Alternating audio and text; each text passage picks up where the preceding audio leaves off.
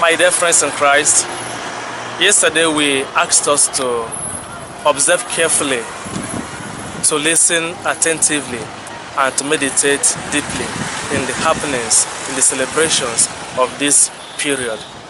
And so today, Holy Thursday, the sacred Triduum, the sacred Paschal Triduum, with the celebration of the Lord's Supper, will commence. First, we have already celebrated Mass of the Chrism, the Chrism Mass, which ordinarily took place this morning, or in some places it may have taken place Wednesday or Tuesday or even Monday, but very close to Easter celebration. The high point of the Chrism Mass is the blessing of the oil of the sick.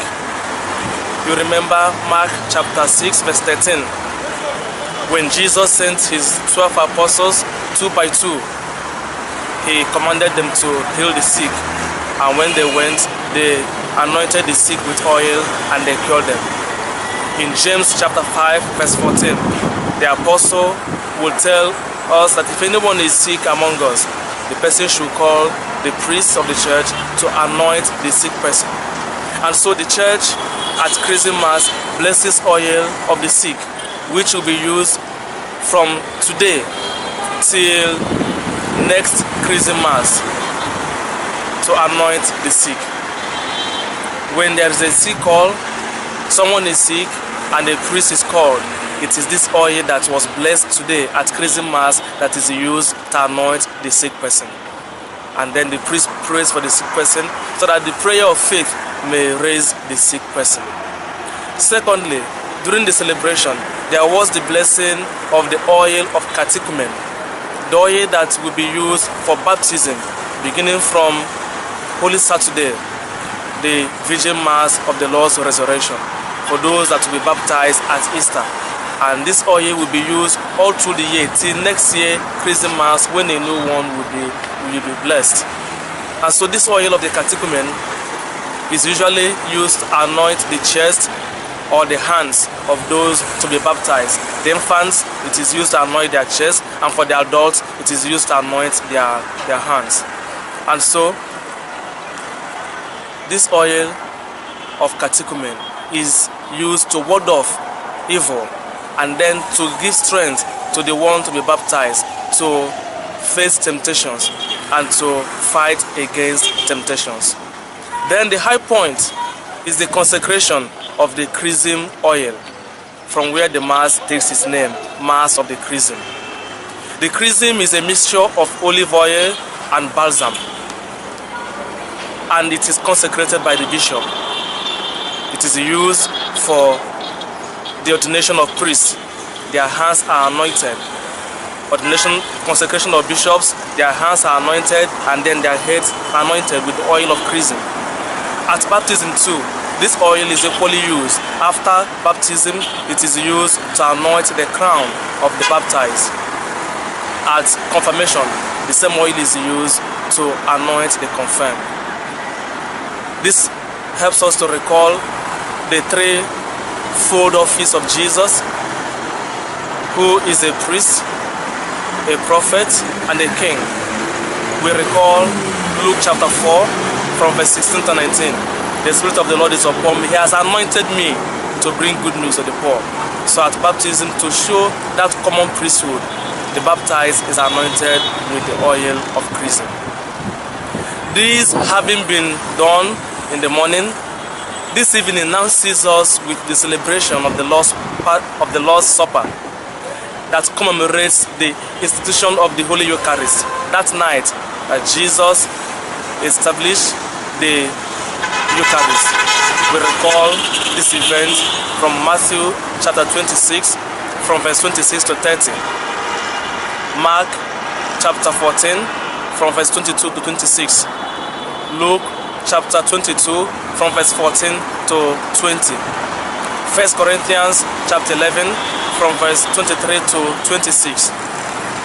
And so this Mass of the Lord's Supper begins at a convenient time in the evening, where the faithful will gather together to celebrate the Eucharist.